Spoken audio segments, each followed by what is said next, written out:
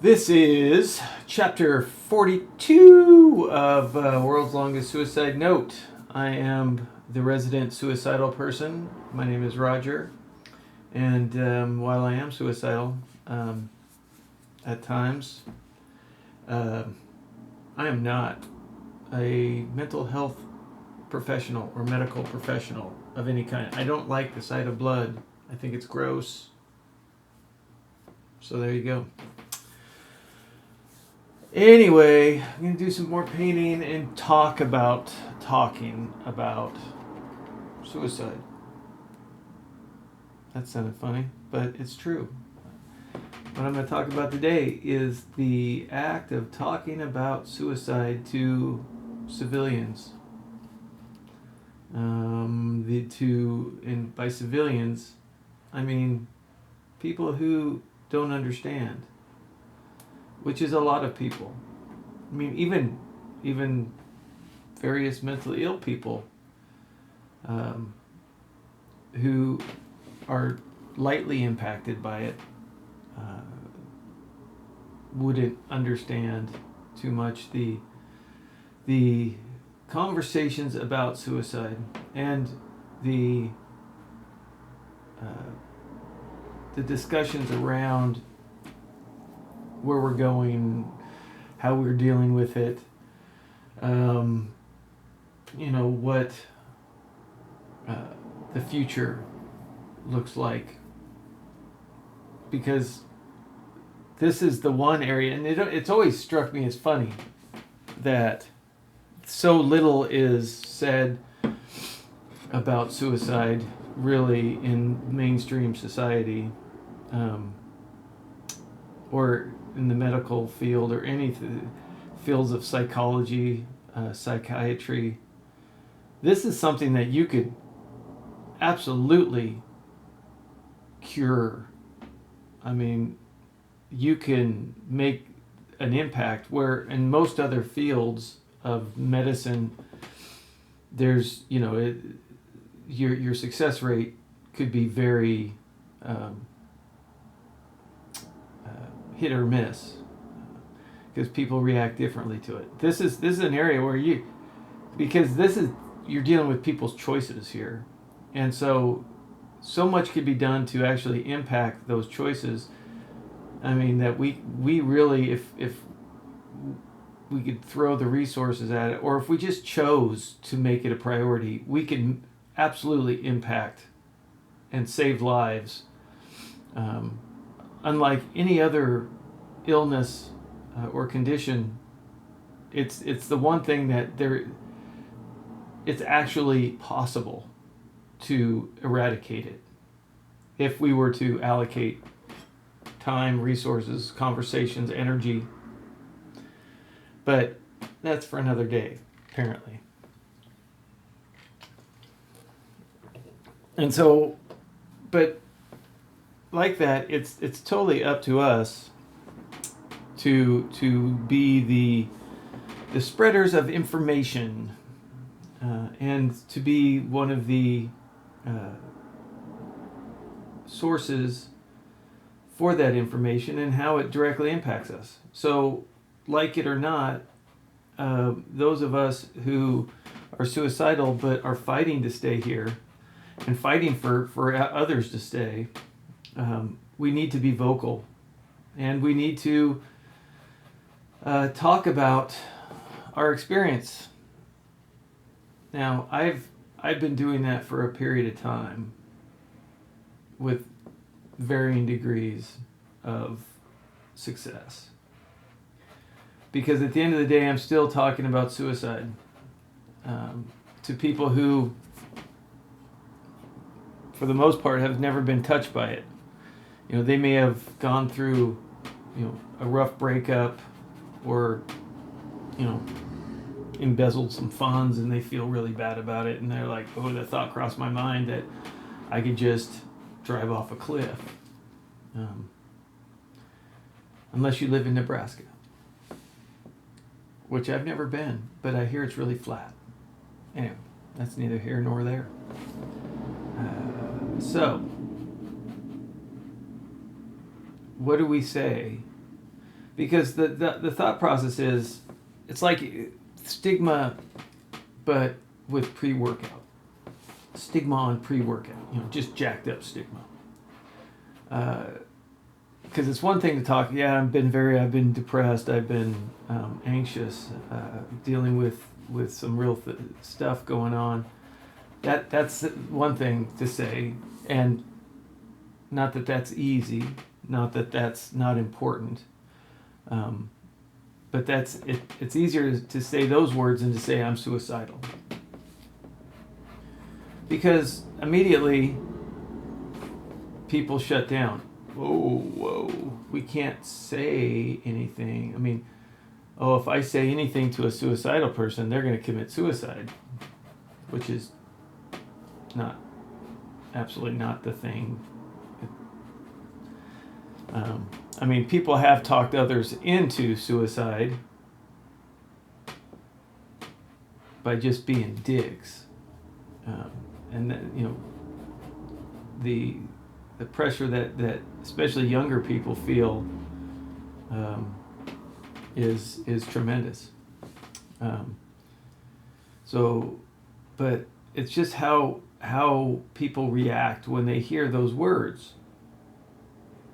And then, but part of it is I need that reaction, not for me, not because I want to see it. I get some perverse pleasure out of people's uncomfortableness or awkwardness.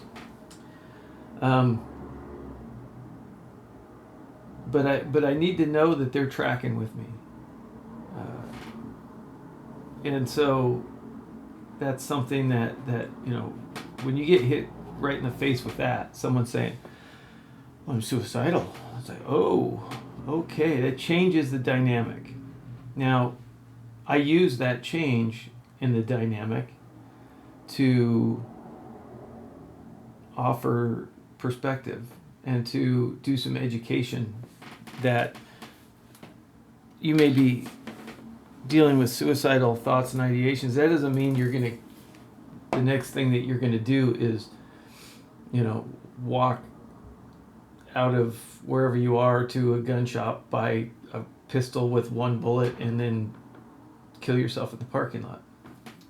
Doesn't mean that and that's one of the big things to say. When someone says I'm suicidal, it doesn't mean that they're imminently suicidal. It means that they've been having thoughts and feelings and fixation on not being here. And there's a huge difference between active and passive. And the trick for me is to stay passive. If that's the worst it's going to get, then that's the worst it's going to get. I'm going to stay as a passive suicidal person. I'm going to, whenever someone cuts me off, whenever somebody, says something ridiculous in person or in social, on any platform, it's how you're going to react to that. And so,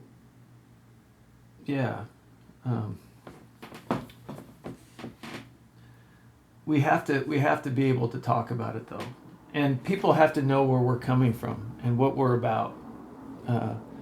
And so, because education is the key. Education informs people.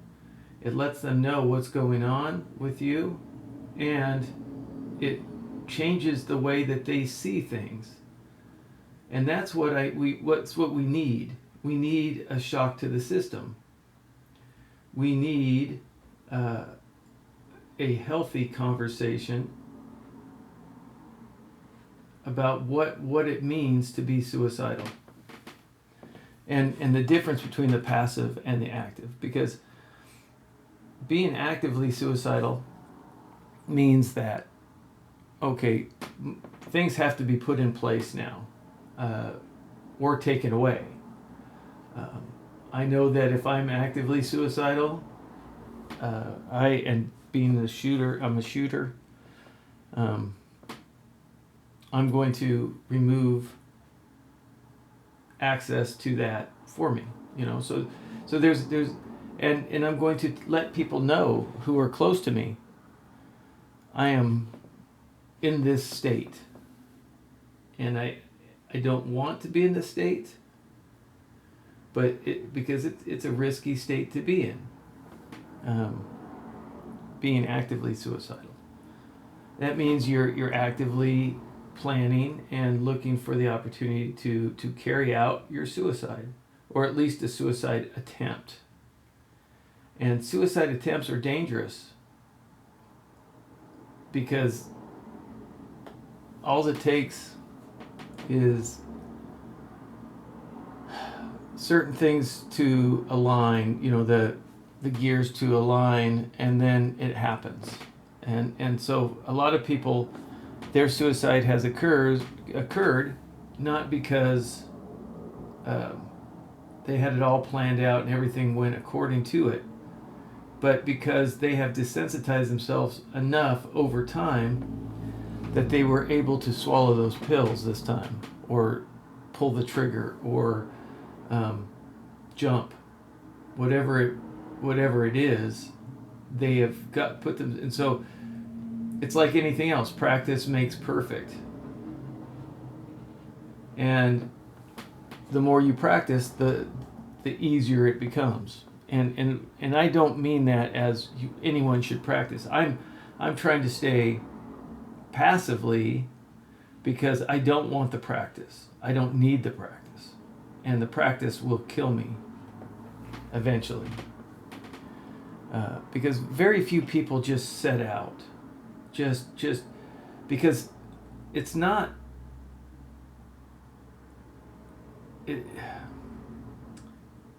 For many of us, we don't actually want to go through the process of dying.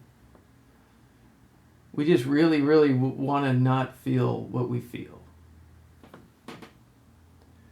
And that's why management is so important. And part of my management is actually talking about it. Is talking to anyone who will listen. And that's how it is. And very few... as you can see by the numbers of my video, like people who like watch the videos, and I don't really even pay attention to that.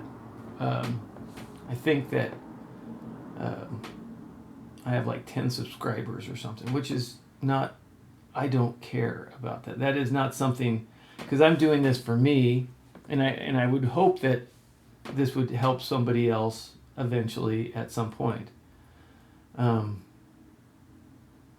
But that's not, I don't have a need for validation as far as this. So anyway, but I need to talk about it because that helps my process. If I could be a part of someone else's process, and able to like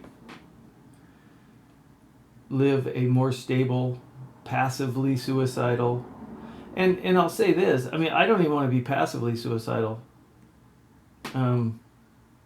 It's not like that's what my whole goal is, and even if I had an option, I would stay passively suicidal. No, absolutely not. That is just where over time, it's about efficiencies, and so when I'm having a bad day, because I have so much experience with that, my mind immediately just goes to thoughts of suicide. There's not a lot of middle steps like there used to be. And so I'm sure there's a name for that, desensitization, whatever. Yeah. And so it's not like I want to be the suicide guy, and no matter what, I'm going to stick with the suicide.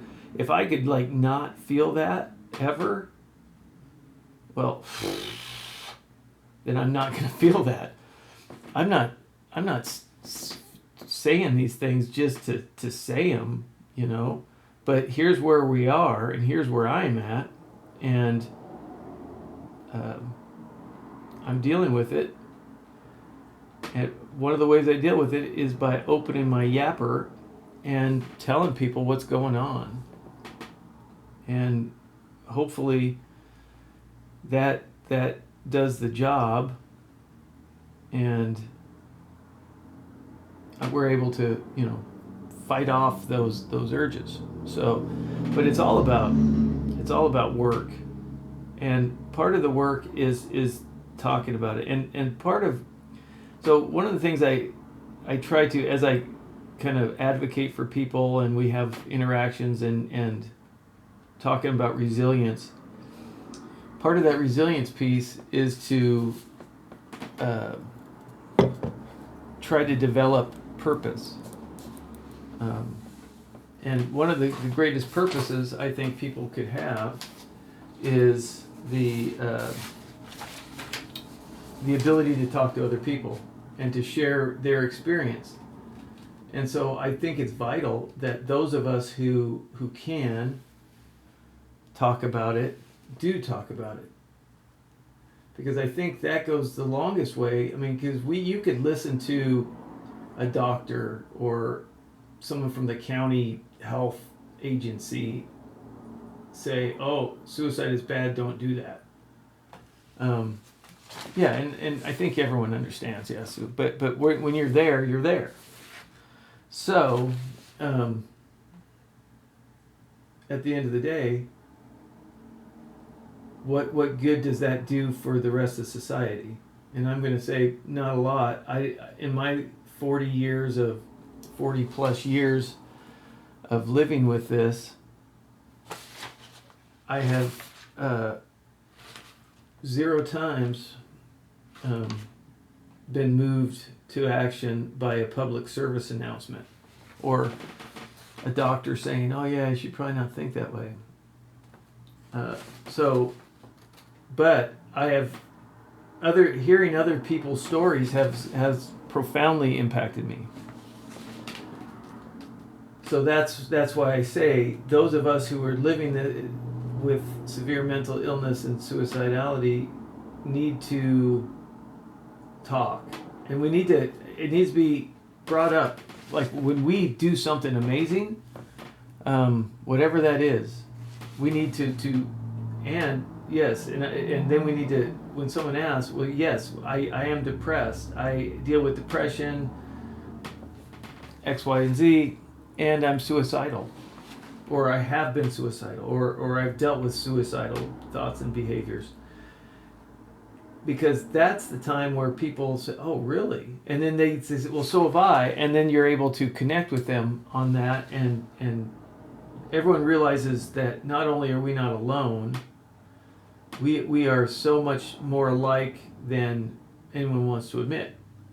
So talking is how we're going to move the needle from away from stigma control to our control. Yeah. So anyway, don't be afraid to talk. Don't be afraid to share what's going on with you, and early and often, you will be accepted because you are in the majority. We need to realize that we all have power. We have power in numbers because there's more of us than there are the normal people running around. Normal happy people, shiny happy people. Yeah. So let's start talking, and let's get together and let's form up, and we'll create an army of darkness. Anyway, but don't be afraid. And if you haven't done it, just start in the easiest possible way. Training wheels, a friend, a family member, somebody who you're very comfortable with. Start talking, even if they've heard it before. Just say, "I'm going to start practicing because I want to talk, because this is a big piece of my life. This is part of who I am, and I need to tell that story, and other people need to hear that story. So help me. I'm going to talk to you about it, and then I'm going to start getting more and more." At this point, I would stand up in front of Congress and talk about it. it's something that I firmly believe in, and I think these are the words that we all need to say and hear. So get talking and keep fighting, and we will see you in the next chapter, God willing. I mean, whatever. All right, have a great way.